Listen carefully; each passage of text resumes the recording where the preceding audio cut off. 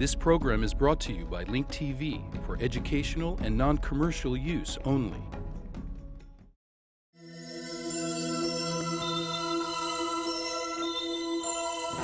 Mosaic, a daily news program from Link TV, presents a selection of news reports from independent and state-controlled broadcasters from throughout the Middle East.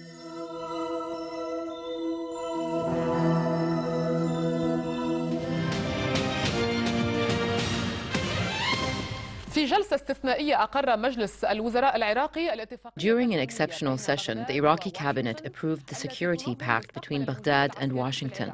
The pact determines future U.S. military presence in Iraq. The draft set the middle of next year as the date for withdrawal of U.S. forces from Iraq's streets, towns, and villages, with a complete withdrawal by the end of 2011. The previous agreement was not approved last month after Baghdad demanded last-minute modifications. Iraqi government spokesperson Ali Dabagh said that the agreement is not the ideal solution for Iraq or the U.S., but is rather a procedure imposed by the current conditions in Iraq and the need to transition from its current state into a better situation.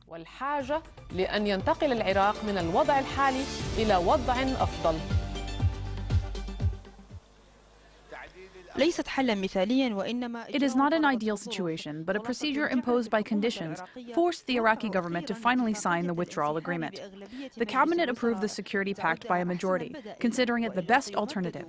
Otherwise, the military presence would be extended for an additional period of time. June 30th was set as the final date to withdraw into specified camps, with complete withdrawal to be completed by December 31st.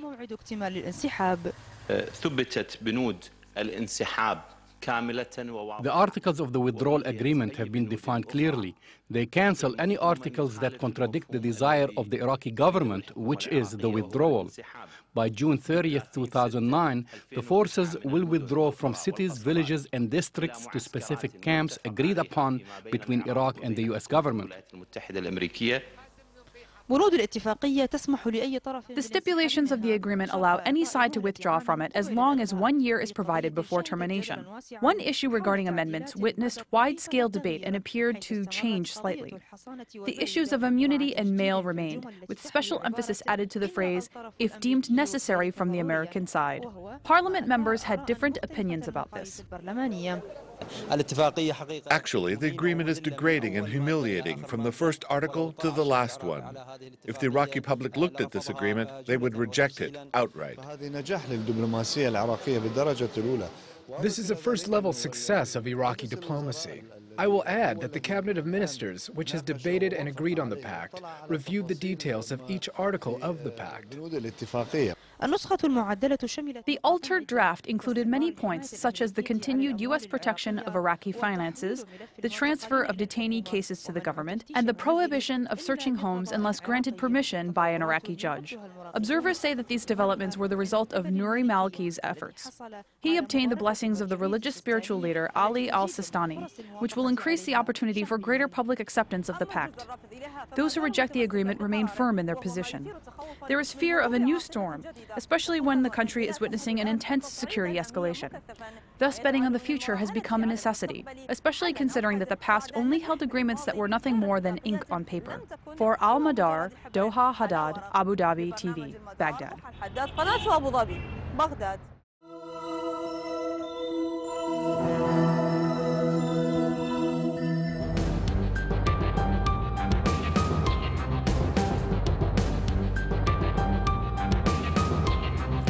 The Shiite leader in Iraq, Muqtada al-Sadr, announced the formation of brigades that will fight the American forces if they remain in Iraq. He also called for a united demonstration to express rejection of the security agreement between Baghdad and Washington. As explosions and acts of violence continue in Iraq, Iraqi university students expressed hope that the deteriorating security situation will end because it has been threatening all Iraqis. The Iraqis barely experienced a sense of security for only a few months, only to be confronted with the consecutive explosions in Baghdad and other areas, transforming them into bloodbaths. Many Iraqis are not as concerned with the reasons behind the deterioration of the security situation, but rather they are preoccupied with staying alive and protecting the lives of their loved ones. However, thousands of Iraqi students and professors feel that this is a legitimate question that should be answered. The consecutive attacks that took place in Baghdad in the last few days, which left dozens killed or injured, came as students began their new academic year. They hope to see an end to the difficult security situation which has threatened their future. Some believe that the attacks were meant as a response to the security agreement that was negotiated between the U.S. and Iraq and which reached its final stages in the last few weeks.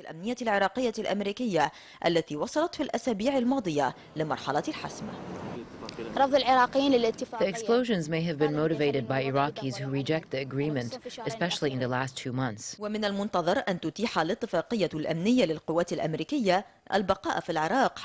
The security agreement, which has been facing a great deal of rejection from the Iraqi people, is expected to allow the American forces to stay in Iraq until 2011. Iraqi professors and students, however, have another opinion. They believe that the explosions are a message reminding the new American administration that they will inherit the burden of Iraq.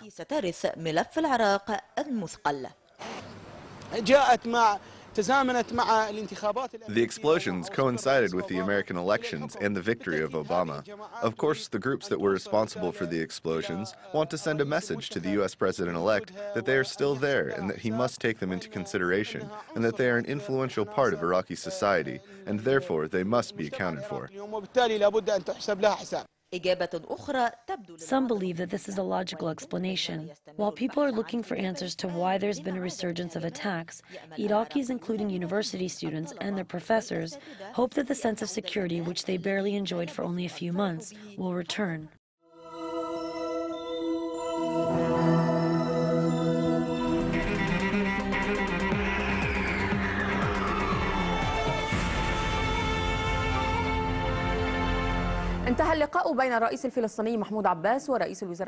Palestinian President Mahmoud Abbas and outgoing Israeli President Ehud Olmert concluded their meeting in Jerusalem. They discussed the situation in the Gaza Strip and the latest military escalation. According to Israeli and Palestinian officials, Olmert promised Abbas to release 250 Palestinian prisoners by the Eid al-Adha holiday. Coordinator of the Border Crossings Department, Raed Fatou, said that Israel decided to partially open the Karum Abu Salam border crossings east of Rafah. It will allow the passage of 15 vehicles carrying basic food needs from UNRWA and international organizations. Amnesty International called on the Israeli authorities to allow humanitarian aid into Gaza. It asked to put an end to what it described as collective punishment imposed by Israel on inhabitants of the Gaza Strip. Meanwhile, outgoing Israeli Prime Minister Ehud Olmert hinted at wide-scale operations against Gaza, and Defense Minister Ehud Barak said that such an operation will be executed at the proper time.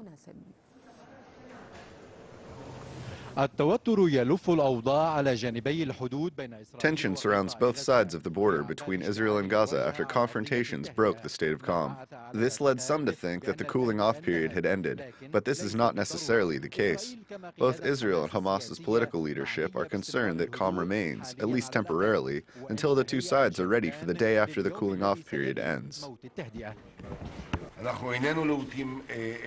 We will not tolerate this cost that the terror organizations are trying to set against our rights to prevent attacks and threats. I have informed the Defense and Justice Ministries to end the drawn-out discussion and present an action plan to respond to violations of calm. When the time comes for a wide-scale operation, we will execute it successfully. I do not recommend that anyone be sorry for the passage of any month in a state of calm. If the other side chooses calm, we will consider it seriously. Israel killed 4 Palestinians today and 11 Palestinians over the past few days. Within the current round of escalations, Hamas fired dozens of rockets, including Grad rockets at Ashkelon. The next round might shatter the cooling-off period if the Israeli army insists on targeting activists. Israel fears that they would dig tunnels and plant explosive devices near the border. They want to avoid a replica of the Lebanese Hezbollah incident. The firing of rockets might continue intermittently, since Hamas is trying to improve the conditions for the period of calm by extending it to the West Bank and opening the crossings. This confirms that the Zionist occupier is not interested in calm and has decided to destroy all efforts, agreements, and conditions for it through this offensive siege. If the Zionist occupier wants to abandon calm, we will not be regretful. The Zionist occupier will pay the price for its repeated and continuous crimes against our Palestinian people. It is still unclear yet if Israel will carry out a large offensive against Gaza before the elections, even if it's already preparing for it. The cooling off period is not only brittle, it is also very temporary. Variables on the ground indicate that calm is steadily moving towards its end. In the next few weeks, it will become clear if calm will surrender its last breath or if it will last for a little while longer. Ziad Halabi, Al Arabiya, from the outskirts of Gaza.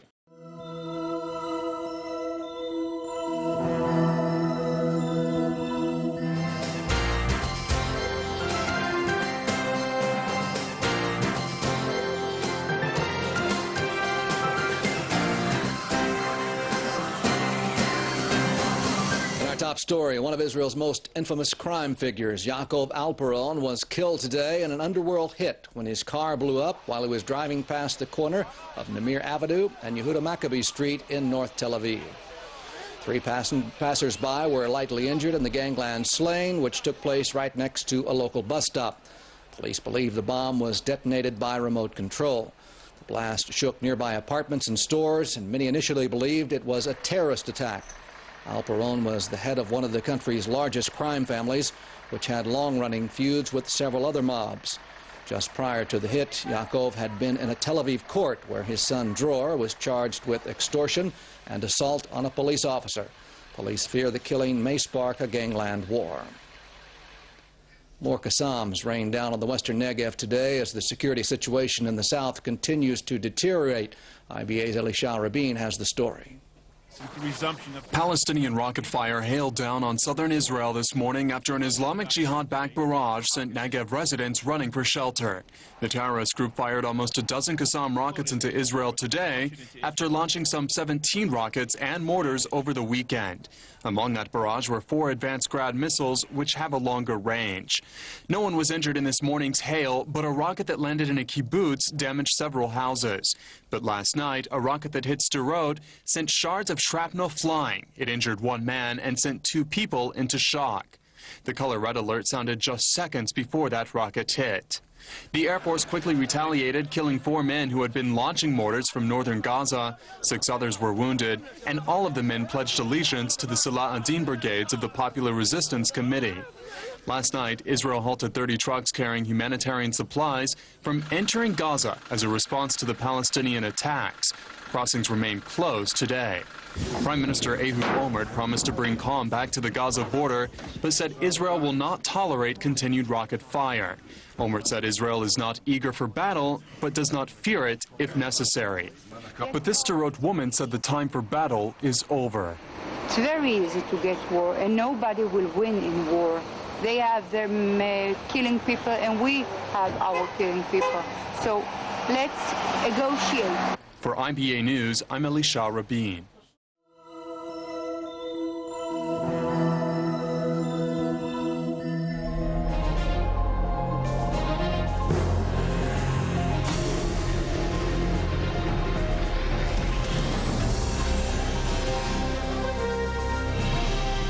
An Egyptian elementary school teacher appeared before a criminal court in Alexandria for the beating to death of a student. The case has drawn reaction from the public and media, bringing the issue of violence in school once again under the spotlight.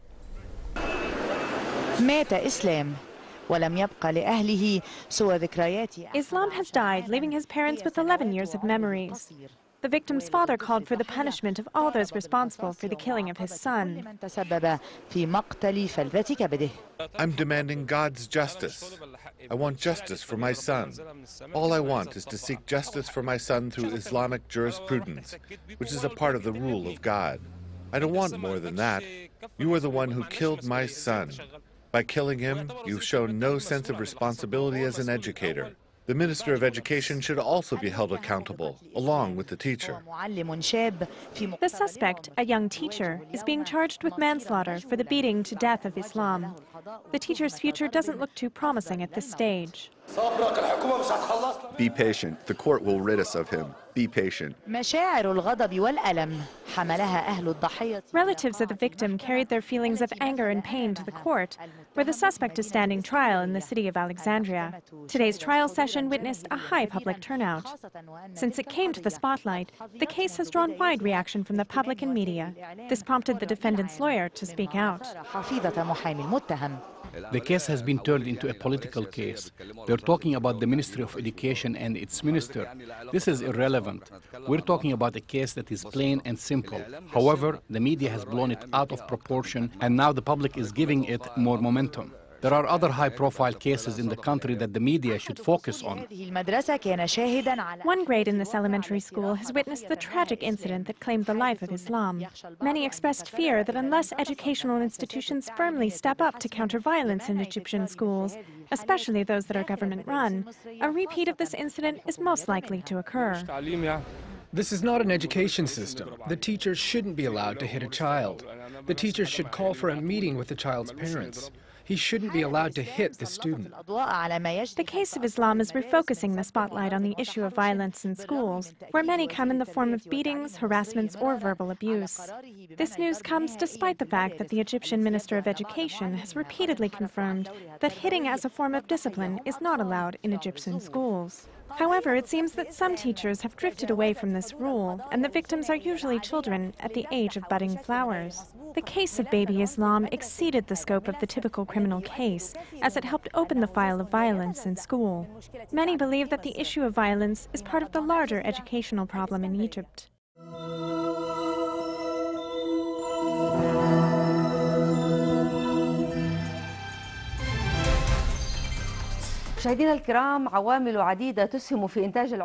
Several factors contribute to domestic violence in its various forms, and great efforts have been made over the years to limit this phenomenon. However, experts have found that this problem has continued and persisted, which has urged the concerned parties to work on limiting the problem through legislation to alter the psychology and behavior of perpetrators. More in the following report by Haya Al-Majali.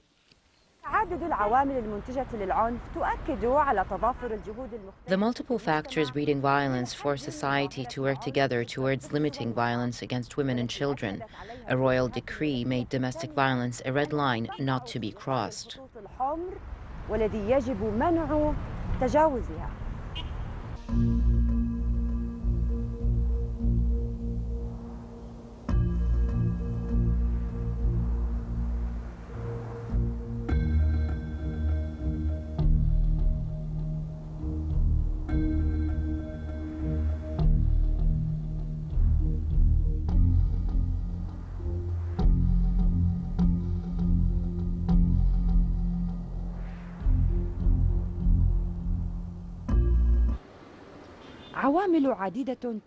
Multiple intermingling factors produce domestic violence, which extend to many areas.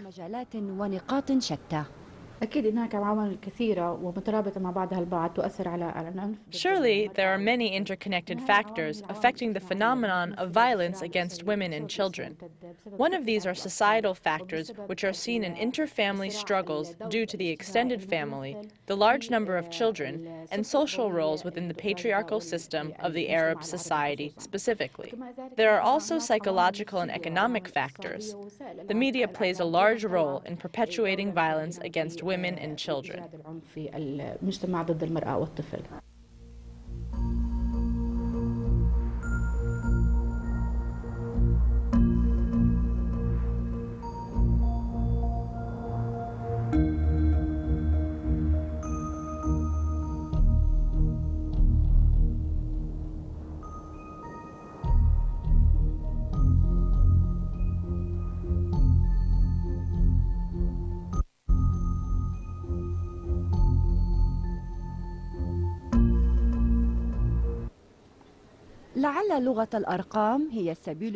Perhaps numbers are the only way to provide details on the issue of domestic violence and the kinds of crimes committed as a result of it.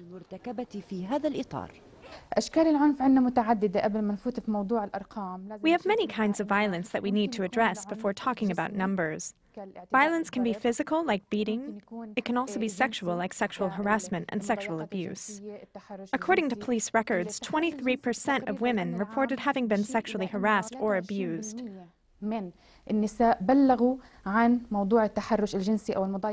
There's also psychological abuse, economic abuse, and legal abuse.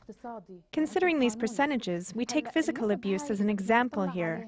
We find that 1 woman out of 3 is beaten by her husband. But these numbers cannot be generalized, and they are not inclusive.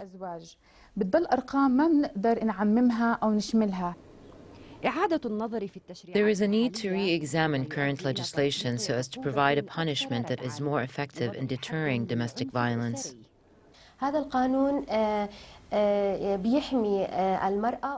This law protects women and children, especially within this framework. The connecting link is the Family Protection Agency.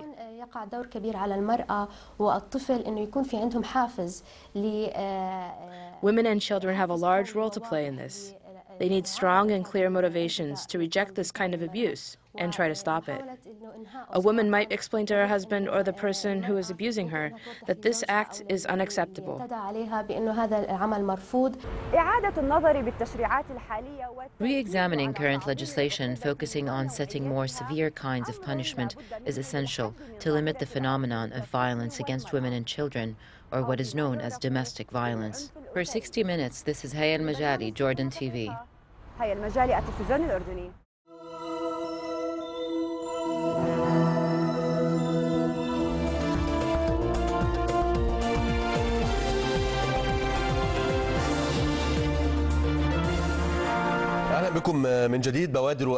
A new crisis is looming between the National Assembly and the government in Kuwait.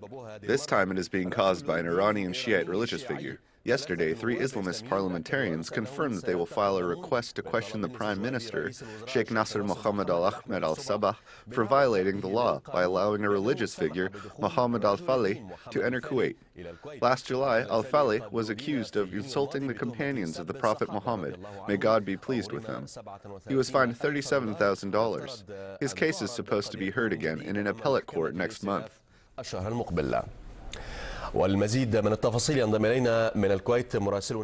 To provide some details, joining us from Kuwait is our correspondent, Ahmed Al-Unaizi. Ahmed, what are the old and new developments between the National Assembly and the government? نعم هو الاحتقان السياسي المزمن ما بين السلطتين التشريعية والتنفيذية. Yes, there is a continued political deadlock between the legislative and executive powers. Thus, in Parliament, questions are put to the ministers and the government daily, including questions to the Minister of Education, who was questioned in the last session, even to the Interior Minister, who has been met with many questions by the Parliament about numerous security issues. حول الكثير من القضايا الأمنية الجديدة كانت منها والقديمة أيضا.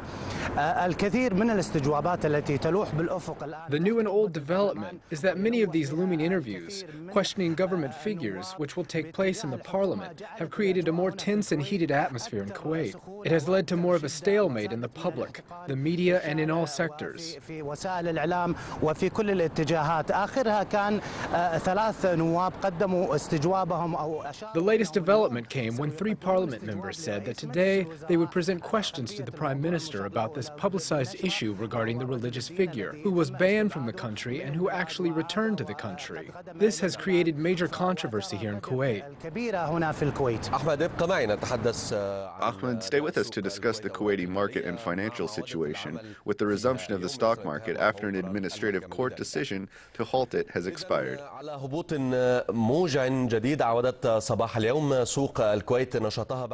After another painful drop, this morning the Kuwaiti market reopened after being suspended for 2 days. The reopening resulted in a 180-point decline of the Kuwaiti stock market, with the resumption of trading in a tough day, which witnessed the market index drop more than 1.5%. Leading stocks were especially affected. This caused a wave of angry reactions from many individual traders who requested the courts to halt the market until a government committee puts in place the necessary solutions to limit their ballooning losses.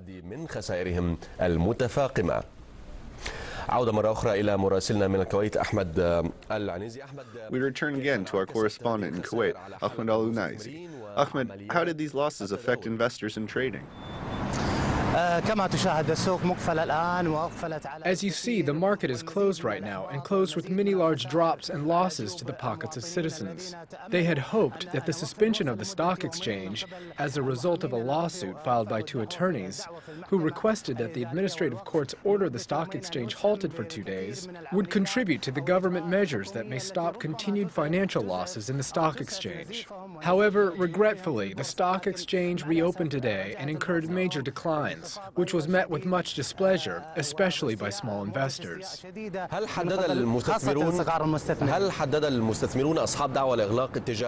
the investors who filed the lawsuit indicated whether there will be a reopening?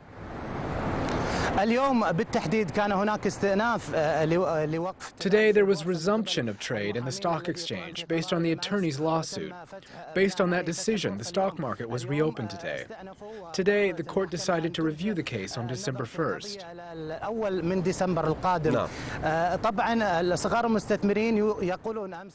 Of course, the small investors whom I met yesterday said that they will participate in many strikes and protests. They will use all ways to ease decline of the market, their financial losses, the psychological impact, and the current situation they are going through.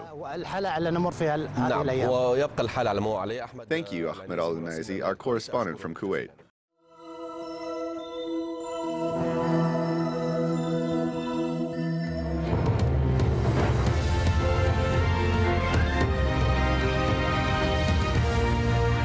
Hello, a daring bid by Afghanistan's president to try to secure a peaceful future for his country without more fighting looks to have failed. Hamid Karzai has offered to talk to Taliban leader Mullah Omar and offered him protection. There's a 10 million price on his head. Karzai says he knew the potential consequences, but there are now reports that the Taliban have rejected the offer, saying they don't need his help. And it's clear to see why in some parts of the country. From Kandahar, David Chater has sent this report. The Canadians have lost a higher percentage of their troops killed in action in Afghanistan than any other country in the multinational coalition. Deployed to Kandahar in 2006, they were involved in pitched conventional combat with the Taliban. A simple memorial at their airfield base outside the city shows the faces of those who gave their lives to bring peace to Afghanistan. But is peace any closer? The Taliban know each new photograph added to this display will further fuel opposition back in Canada to a deeply unpopular war. In 2008, while they still managed to lower the perception of security, they don't control any ground to speak of. And they shifted their tactics from being what one might describe as conventional to asymmetric style attacks. Only a few kilometers away down this road out of Kandahar, the Taliban are in full control. How long will it be before they're back in this city where their movement was born? In a mud brick village, the Taliban have set up a hashish factory. The Afghan government estimate they make $390 million a year from opium alone. During the daylight hours, the foot soldiers usually stay inside, hiding from the American Predator drones and their Hellfire missiles, cradling their guns, drinking tea, and listening to texts taken from the Quran on how to conduct jihad. Our food is provided by good Muslims, the people of this village. Sometimes they give us one piece of their bread, sometimes two, sometimes more. They even give us their cash. The Taliban are getting bolder, spreading their net of control in the countryside surrounding Kandahar, setting up roadblocks. President-elect Obama has promised to send extra combat troops to Afghanistan, but these fighters remain contemptuous. Obama and Bush, both are the same. They are the two biggest infidels in the world. They are our old enemies. The stakes remain high. If Obama fails to craft a winning strategy, lives will have been sacrificed in vain, and many more will follow them. David Chater, Al Jazeera, Kandahar. The views expressed on Mosaic are those of the participating broadcasters, not Link TV or its sponsors. The production of Mosaic is made possible with the support of viewers like you. Thank you.